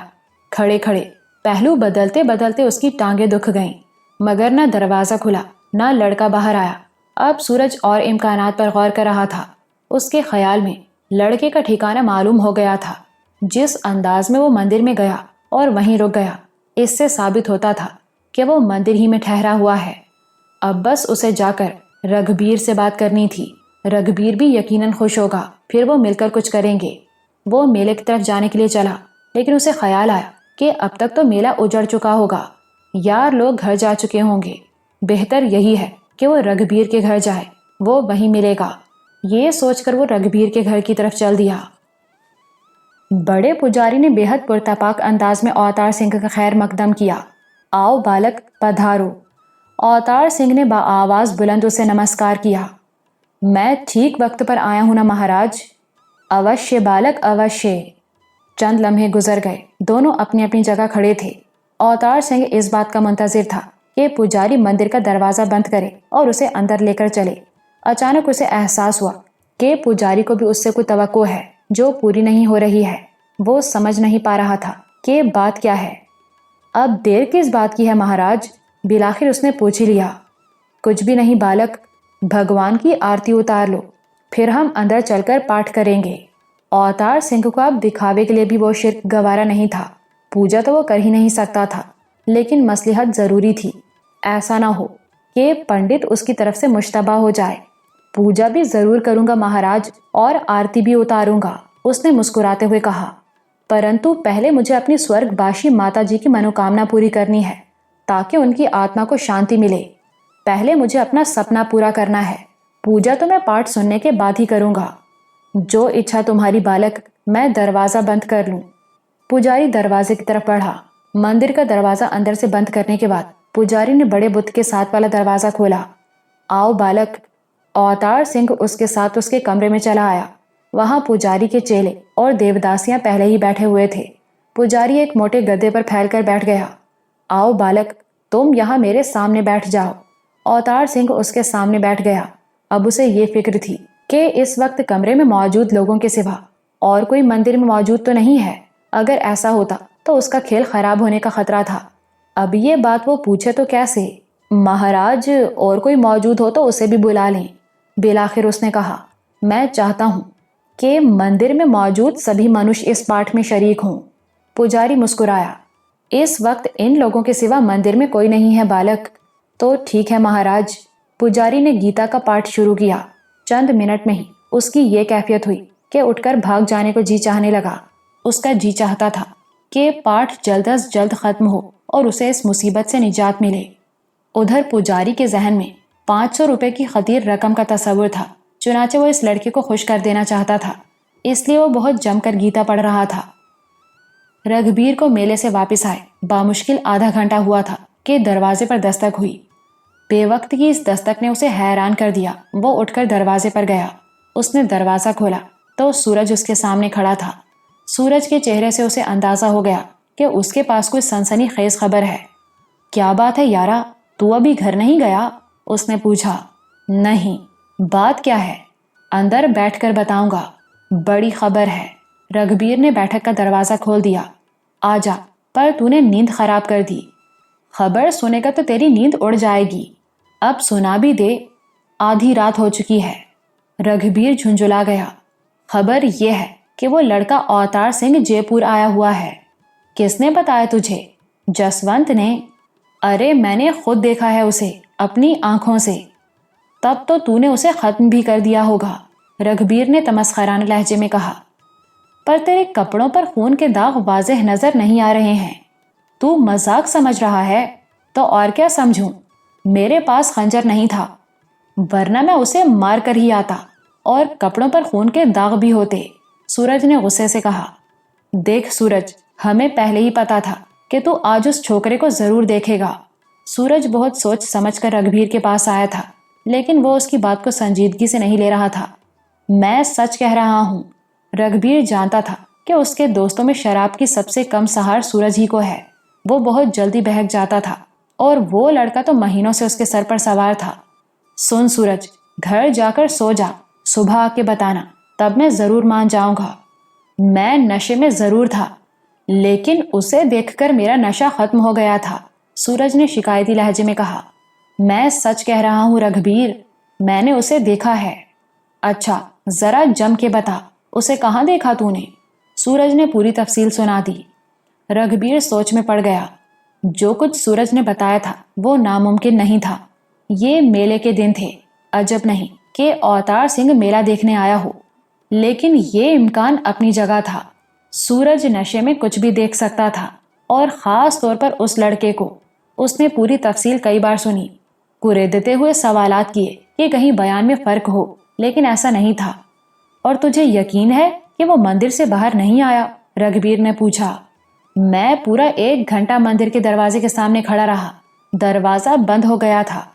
اگر وہ اوتار سنگھ ہی تھا تو یقیناً مندر میں ٹھہرا ہوا ہے۔ میں کرتارے سے بات کروں گا۔ کرتارے سے نہیں، وہ ہمیں کچھ کرنے نہیں دے گا۔ راجو اور گوپال کے پاس چل۔ اس وقت؟ رگھبیر نے آنکھیں نکال کر کہا۔ دیکھو یار، وہ مندر میں ہی ہے نا؟ ہم صبح مل کے طے کریں گے، پھر چل کر اسے دیکھیں گے اگر وہ وہی ہے۔ میں جو کہہ رہا ہوں کہ میں نے اسے دیکھا ہے، سورج نے برا مان کر کہا۔ تو ٹھیک ہے، کل کوئی ترکیب سوچ لیں گے۔ جا، گھر جا کر سو جا، صبح آنا، پھر راجو اور گوپال کے پاس چلیں گے۔ سورج کا دل تو نہیں چاہ رہا تھا، لیکن رگھبیر کی بات ماننے کے سوا کوئی چارہ بھی نہیں تھا۔ پجاری بہت جم کے گیتا پڑھ رہا تھا۔ اوتار سنگھ کے لیے ایک ایک پل بھاری تھا۔ وہ اس وقت عجیب کیفیت میں تھا۔ جو کچھ کرنے کا اس نے سوچا تھا، اس کا تصور ہی اس کے جسم میں سنسنی دوڑا رہا تھا۔ جسم میدان عمل میں اترنے اور عمل کرنے کو مچل رہا تھا۔ ایسے میں ساکت بیٹھنا اس کے لیے بے حد مشکل تھا، مگر مجبوری تھی، اسے پاٹ ختم ہونے کا انتظار کرنا تھا۔ دوسری طرف پجاری اوتار سنگھ کو خوش کرنا چاہتا تھا، مگر اسے معلوم نہیں تھا کہ وہ تو اسے کوفت میں مبتلا کر رہا ہے۔ جیسے تیسے پاٹ ختم ہوا اور اوتار سنگھ نے سکون کی سانس لی۔ لو بالک، تمہارا سپنا پورا ہوا، پجاری نے فاتحانہ لہجے میں کہا۔ ابھی کہاں مہاراج، ابھی تو مجھے بہت کچھ کرنا ہے، اوتار سنگھ مانی خیز لہجے میں بولا۔ پجاری مسکرا دیا۔ اسے 500 روپے کا خیال آ گیا تھا۔ اس نے لڈو نکال کر تھالی پر رکھے اور ایک لڈو اوتار سنگھ کی طرف بڑھایا۔ نہیں مہاراج، یہ کام تو میرا ہے، اوتار سنگھ نے کہا اور تھالی اس کے ہاتھ سے لے لی۔ یہ لیجئے، اس نے لڈو پجاری کی طرف بڑھایا۔ پجاری نے لڈو کھایا اور چٹخارا لیتے ہوئے کہا، واہ بالک، بہت مزے کا ہے، خاص طور پر بنوایا ہے مہاراج، ایک اور لیں۔ پجاری نے ایک لڈو اور لے لیا۔ اوتار سنگھ نے وہاں بیٹھے پجاریوں کے چیلوں اور دیوداسیوں کو بڑے احترام سے لڈو پیش کیے۔ لڈو تھے ہی لذیذ، سبھی نے دوسرا لڈو بھی لیا۔ اب اسے لڈو کی تاثیر کا انتظار تھا۔ اس کا دل بری طرح دھڑک رہا تھا۔ وہ سوچ رہا تھا کہ اگر حلوائی نے صحیح کام نہیں دکھایا تو تم بھی تو لو بالک، پجاری نے اس سے کہا۔ میں تو اپنے سپنے پر عمل کر رہا ہوں مہاراج، اور میں نے سپنے میں خود لڈو نہیں کھایا تھا۔ پجاری نے اسے یوں دیکھا جیسے اس کی بات سمجھ نہیں پا رہا ہو۔ اس لمحے اس کی آنکھیں دھندلانے لگیں، پھر دیکھتے ہی دیکھتے وہ لڑک گیا۔ ارے یہ کیا ہو گیا مہاراج کو؟ ایک چیلا گھبرا کر اٹھا۔ کوئی خاص بات نہیں، نیند آ رہی ہوگی مہاراج کو، اوتار سنگھ نے بے پرواہی سے کہا۔ لیکن چیلے اور دیوداسیاں پجاری کو پرتشویش نظروں سے دیکھ رہے تھے۔ کبھی وہ اوتار سنگھ کو بھی سوالیہ نظروں سے دیکھتے، پھر ان میں سے دو ڈھیر ہوئے تو باقی سراسیما ہو گئے۔ اب انہیں کسی گڑبڑ کا احساس ہو رہا تھا۔ دیوداسیاں زیادہ گھبرائی ہوئی تھیں۔ ان میں سے کچھ نے اٹھ کر بھاگنے کی کوشش کی لیکن گر پڑیں۔ 10 منٹ کے اندر اندر وہ سب بے ہوش ہو چکے تھے۔ پھر بھی اوتار سنگھ نے اپنے اطمینان کے لیے ایک ایک کو ہلا جلا کر دیکھا، لیکن کسی کو ذرا بھی ہوش نہیں تھا۔ اوتار سنگھ کمرے سے نکل آیا۔ پجاری نے اسے یقین دلایا تھا کہ وہاں موجود سب لوگ اس کے کمرے میں موجود ہیں، لیکن وہ بے احتیاطی کے موڈ میں نہیں تھا۔ اس نے اندرونی حصے کو، اس کے ایک ایک کمرے کو دیکھا، تب کہیں وہ مطمئن ہوا۔ وہاں واقعی کوئی نہیں تھا۔ جو لوگ تھے سب پجاری کے کمرے میں بے ہوش پڑے تھے، یعنی اب وہ بغیر کسی رکاوٹ کے اپنا کام کر سکتا تھا۔ اس نے مندر کے بیرونی ہال کی طرف کھلنے والا دروازہ کھولا اور ہال میں چلا آیا۔ اچانک اس کے دل میں خیال آیا کہ اسے اللہ سے مدد مانگنی چاہیے۔ اس نے دل میں اللہ سے دعا کی کہ اے اللہ میری مدد فرما۔ پھر اسے کچھ اور خیال آیا۔ اس نے کلہاڑی ہاتھ میں لی اور بلند آواز میں لا الہ الا اللہ محمد رسول اللہ کہتے ہوئے کلہاڑی کا وار کیا۔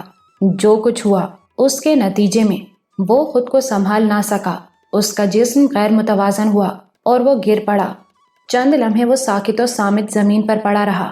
وہ دیکھنا چاہتا تھا کہ جو شور ہوا ہے اس کا کوئی رد عمل ظاہر ہوتا ہے یا نہیں، لیکن اندر باہر ہر طرف سناٹا تھا۔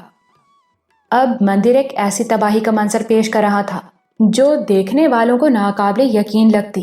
اوتار سنگھ کے بازو شل ہو چکے تھے۔ وہ ہانپ رہا تھا لیکن خوش اور مطمئن تھا۔ اس نے اللہ کو خوش کرنے کے لیے ایک کام کیا تھا اور اسے یقین تھا کہ اللہ اس سے خوش ہے۔ چند لمحے وہ وہاں بیٹھ کر سانسیں درست کرتا رہا۔ دل تو چاہتا تھا کہ وہ وہیں لیٹ کر سو جائے، لیکن وہ جانتا تھا کہ اسے فوراً یہاں سے نکلنا ہے۔ ہوٹل جا کر وہ آرام کر سکتا ہے، لیکن وہ بھی تھوڑی دیر، کیونکہ اسے صبح 6 بجے آگرہ جانے والی گاڑی پکڑنی ہے۔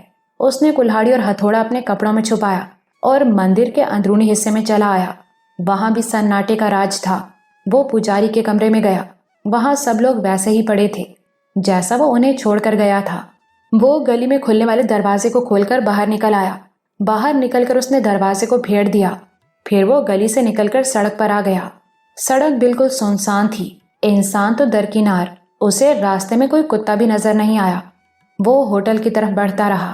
ہوٹل پہنچ کر وہ نہایا۔ پھر اس نے 5 بجے کا الارم لگایا اور سو گیا۔ وہ ایسی رات تھی کہ ٹھاکر پرتاپ سنگھ کو نیند نہیں آ رہی تھی۔ مولوی صاحب کے کمرے سے آنے کے بعد اس نے ڈائری اٹھائی اور اس میں لکھنا شروع کر دیا۔ نیند نہ آنے کی وجہ کوئی پریشانی نہیں تھی، بلکہ آج تو وہ بہت خوش تھا، اتنا خوش جتنا وہ صرف اوتار سنگھ کی پیدائش پر ہوا تھا۔ پہلی بار اسے معلوم ہوا تھا کہ خوشی نیند بھی اڑا دیتی ہے۔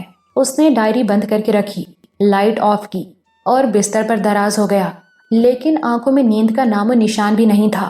اس نے اوتار سنگھ کا تکیہ اٹھا لیا اور اسے سینے سے لگا لیا۔ وہ تکیہ سینے سے لگتے ہی اسے نیند آ جاتی تھی، مگر اس رات ایسا نہیں ہوا۔ یہ الگ بات کہ وہ اوتار سنگھ ہی کے بارے میں سوچ رہا تھا۔ اس کا انتظار ختم ہونے والا تھا۔ اوتار سنگھ کو آ جانا تھا اور جب وہ آئے گا تو وہ اس سے وہ اہم بات کرے گا۔ اس خیال سے اس کا دل غیر معمولی رفتار سے دھڑکنے لگا۔ دماغ میں اندیشے سرسرانے لگے۔ وہ کسی بھی طرح یہ اندازہ نہیں لگا سکتا تھا کہ اس کی بات سن کر اوتار سنگھ کا رد عمل کیا ہوگا۔ کیا وہ بغاوت پر آمادہ ہو جائے گا؟ کیا وہ اسے چھوڑ دے گا؟ کیا وہ اس بڑھاپے میں منتوں مرادوں والے اکلوتے بیٹے سے محروم ہو جائے گا؟ یہ سوالات اسے پریشان کر رہے تھے، لیکن ایک خیال بے حد خوشائند تھا۔ اوتار سنگھ اسے ایک غیر معمولی نعمت کی طرح غیر معمولی حالات میں ملا تھا، اور اس کے بعد جو واقعات پیش آئے وہ بھی غیر معمولی تھے۔ اور ٹھاکر پیچھے پلٹ کر دیکھتا تو یہ اعتراف کیے بغیر نہیں رہ سکتا تھا کہ اس کا بیٹا بہت نیک، سعادت مند اور فرما بردار تھا۔ یہی نہیں، وہ فیض رساں بھی تھا۔ آج ٹھاکر پرتاپ سنگھ جو کچھ بھی تھا پہلے سے بہت اچھا تھا، اور وہ بیٹے کے فیض ہی کی وجہ سے تھا۔ تو وہ اس بیٹے کو حقیقت بتائے گا تو امکان تو یہی ہے کہ وہ ناراض نہیں ہوگا، بلکہ شاید وہ بھی۔ لیکن اگر ایسا نہیں ہوا تو؟ ایک نکیلے سوال نے اس کے ذہن میں سر اٹھایا۔ بے ساختہ جواب بھی فوراً ہی ابھرا۔ تو کوئی بات نہیں، میں اس بیٹے کو خود چھوڑ دوں گا، اس بیٹے کو جو میرے لیے وجہ زندگی ہے، اور جب اس کو چھوڑوں گا تو سانس لینے کے سوا سبھی کچھ چھوڑ دوں گا۔ میں نکل جاؤں گا کسی لمبے سفر پر، اور نہیں رکوں گا، کبھی نہیں رکوں گا۔ پریشان ہونے کی کوئی ضرورت نہیں، اس نے خود سے کہا۔ اللہ مالک ہے، جو وہ چاہے گا وہی ہوگا، پھر پرواہ کیا کرنی۔ اور اس خیال سے اس کا دل مطمئن بھی ہو گیا۔ اس نے گھڑی دیکھی، 5 بج رہے تھے۔ وہ اٹھ بیٹھا۔ اب سونے کا وقت تو نہیں رہا، اب تو اسے اٹھنا تھا اور ایک بہت اہم کام کرنا تھا۔ اس کام کے بارے میں سوچتے ہوئے اس کا دل خوشی سے بھر گیا۔ وہ اٹھا اور کمرے سے نکل آیا۔ الارم کی آواز پہلے تو اسے خواب ہی کا حصہ لگی، لیکن انمل اور بے جوڑ حصہ۔ اس نے بے چینی سے کروٹ بدلی اور اس وقت اس کی آنکھ کھل گئی۔ چند لمحے تو اس کی سمجھ میں کچھ آیا ہی نہیں۔ خواب کا تاثر ایسا گہرا تھا کہ اسے نکلنے ہی نہیں دے رہا تھا۔ الارم کی آواز نہ ہوتی تو شاید وہ اس سے نکل ہی نہ پاتا۔ اس نے چونک کر ادھر ادھر دیکھا۔ وہ ہوٹل کے کمرے میں تھا۔ الارم کی آواز سرہانے کی طرف سے آ رہی تھی۔ اس نے ہاتھ بڑھا کر گھڑی کا الارم بند کر دیا۔ وہ اٹھ کر بیٹھا، مگر اس کے دماغ پر وہ خواب طاری تھا۔ وہ اس کے بارے میں سوچنے لگا۔ خواب میں اس نے ایک بے حد روشن چہرے اور دمکتی پیشانی والے بزرگ کو دیکھا تھا۔ وہ ایک صحرا میں کھڑا تھا۔ تاحد نظر ریت کے سوا کچھ بھی نہیں تھا، نہ کوئی راستہ، نہ کسی راستے کا نشان، اور پیاس ایسی تھی کہ زبان پر کانٹے پڑ رہے تھے۔ وہ پریشان ادھر ادھر دیکھ رہا تھا کہ کچھ فاصلے پر وہ بزرگ اسے نظر آئے۔ اس نے ان کی طرف بڑھنے کا ارادہ کیا، لیکن اس میں ایک قدم بڑھانے کی طاقت بھی نہیں تھی۔ نہ جانے کب سے وہ اس صحرا میں بھٹک رہا ہوگا، اور صحرا نے اس کی ساری طاقت نچوڑ لی تھی۔ وہ بے بسی محسوس کر رہا تھا کہ وہ بزرگ اس کی طرف بڑھنے لگے۔ چند لمحوں میں وہ اس کے قریب آ گئے۔ تب وہ گھٹنوں کے بل بیٹھے اور اس کے دونوں ہاتھ تھام لیے۔ آپ کیسے ہیں بیٹے؟ ان کے لہجے میں محبت ہی محبت تھی۔ اوتار سنگھ کو ایسا لگا کہ یہ سب کچھ پہلے بھی ہو چکا ہے۔ میں ٹھیک ہوں بابا، اس نے کہا، اور پھر اسے یاد آ گیا وہ بچپن میں ان سے ملا تھا۔ میں آپ سے پہلے بھی مل چکا ہوں نا بابا؟ ہاں، تمہاری یادداشت بہت اچھی ہے۔ اوتار سنگھ بھی ریت پر بیٹھ گیا۔ بزرگ نے اب بھی اس کے دونوں ہاتھ تھامے ہوئے تھے۔ تمہیں بہت پیاس لگ رہی ہے نا؟ انہوں نے پوچھا۔ اوتار سنگھ نے اپنی زبان دکھائی۔ وہ موٹی بھی ہو رہی تھی اور اس پر کانٹے بھی ابھرے ہوئے تھے۔ بہت مبارک ہے یہ پیاس، بزرگ نے کہا، مگر بہت ستا رہی ہے۔ بجھ جائے گی، اور جتنی دیر میں بجھے گی اتنا ہی نفع ہوگا تمہیں۔ بجھنے کو تو یہ ابھی بجھ جائے، اس ریت کو پانی بننے میں دیر نہیں لگے گی، لیکن ابھی مالک کی مرضی نہیں ہے۔ اس نے تو ہر کام کا مناسب ترین وقت مقرر کیا ہوا ہے۔ اس پیاس کو برداشت کرنے کا بہت بڑا صلہ ملے گا تمہیں۔ یہ تمہاری عبادت ہے، ریاضت ہے۔ میں کیا کروں بابا؟ اوتار سنگھ نے بے بسی سے پوچھا۔ چلتے رہو، منزل پر پہنچو گے تو پیاس بھی بجھ جائے گی، مگر مجھے تو راستہ بھی معلوم نہیں، مجھے صحیح اور غلط کی تمیز بھی نہیں۔ جس پر تم چل رہے ہو وہی تمہارا راستہ ہے، اور درست راستہ ہے۔ کتنی دیر لگے گی بابا؟ یہ تو وہی جانتا ہے، اس کی مرضی ہو تو برسوں کی مسافت پل بھر میں طے ہو جائے۔ تم پلک جھپکو تو منزل کے سامنے کھڑے ہو، یہ بھی اس کی نعمت ہے، اور مسافت کا طویل ہو جانا بھی اس کی نعمت ہے، کیونکہ اس میں سختی اور ریاضت ہے۔ اب یہ اس کی مرضی کہ کسی کو وہ پہلی نعمت دیتا ہے اور کسی کو دوسری۔ دونوں صورتوں میں بندے کو بس شکر ادا کرنا چاہیے۔ یاد رکھو، پریشانی بھی نعمت ہے اور آسانی بھی، اور ہر نعمت اس کی آزمائش بھی ہے۔ ایک نعمت سے بندہ گھبرا کر شکایت پر آ جاتا ہے اور ناشکری کرتا ہے، دوسری نعمت میں تکبر کرتا ہے اور ناشکری، اور اپنے اوپر ظلم کرتا ہے आफियत सिर्फ शुक्र अदा करते रहने में है। मगर मुझे तो कुछ भी नहीं आता बाबा, मुझे तो कुछ इल्म ही नहीं। इल्म तो तुम्हें हर कदम पर मिलता रहा है और मिलता रहेगा, मगर मैं कुछ भी नहीं जानता। वक्त आने पर सब कुछ जान जाओगे। बस चलते रहो, इसी तरह कदम बढ़ाते रहो। ठीक है बाबा, मैं बस अल्लाह को खुश करना चाहता हूँ। वही तो मैं खुशखबरी लाया हूँ तुम्हारे लिए। तुमने जो कुछ अल्लाह के लिए किया, अल्लाह उससे खुश हुआ, उसने कबूल फरमाया। अवतार सिंह खुश हो गया। वो अपनी प्यास और जबान के कांटे भूलकर मुस्कुरा दिया। लेकिन मैं तुम्हें खबरदार करने भी आया हूँ। एक लम्हे में आदमी अपने किए कराए पर पानी भी फेर देता है, बुजुर्ग ने कहा। अवतार सिंह घबरा गया। मैं समझा नहीं बाबा। बंदे को अपने किसी अमल पर फूलना नहीं चाहिए, इसलिए कि वो उसके रब की तरफ से होता है। तौफीक भी वही देता है, कुव्वते अमल भी उसी की दी हुई है, रास्ता भी वही बनाता है और बंदे के अंदर अमल की तलकीन भी वही डालता है। बंदे का तो कुछ भी नहीं होता। अच्छा अमल करके खुद पर फख्र कर लिया तो सब कुछ तबाह कर लिया। दूसरी बात ये कि अल्लाह के लिए कुछ करो तो उसकी कीमत भी अदा करनी पड़ती है। जितनी भारी कीमत अदा करोगे, अमल उतना ही मकबूल होगा। मगर कीमत अदा करने के बाद के आदाब भी हैं। कीमत अदा करके पछताए, गम किया, अफसोस, तो सब कुछ खत्म। जितनी बड़ी कीमत अदा करो, उतनी ही खंदा पेशानी से रहो। अल्लाह के आम बंदों में और ख़ास बंदों में यही फ़र्क होता है। मैं अब भी कुछ नहीं समझा बाबा। अभी कैसे समझ सकते हो? वक्त आए तो मेरी ये बात याद रखना।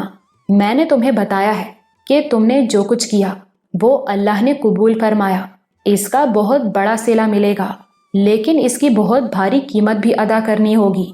वही तुम्हारी आजमाइश होगी और इसमें अल्लाह ही तुम्हारी मदद करेगा। ये कहकर बुजुर्ग ने उसके दोनों हाथों को छुआ और आंखों से लगाया। वही वो वक्त था जब अलार्म की आवाज़ उसकी समात में पड़ी। अवतार सिंह खुश हो गया। ऐ अल्लाह, आपका शुक्र है। मैंने आपको खुश करने के लिए कुछ करना चाहा, आपने मुझे रास्ता दिखाया और कुछ करने का मौका दिया। मैं आपका शुक्र अदा करता हूँ। बेशक सब कुछ आपकी तरफ से है। वो चौंका। उसे याद आया कि उसे तो आगरा जाना है। वो ताज़ा दम और खुशो खुरम था। वो उठा और उसने सफ़र की तैयारी शुरू कर दी। सुबह 6 बजे वो आगरा जाने वाली गाड़ी में बैठा था।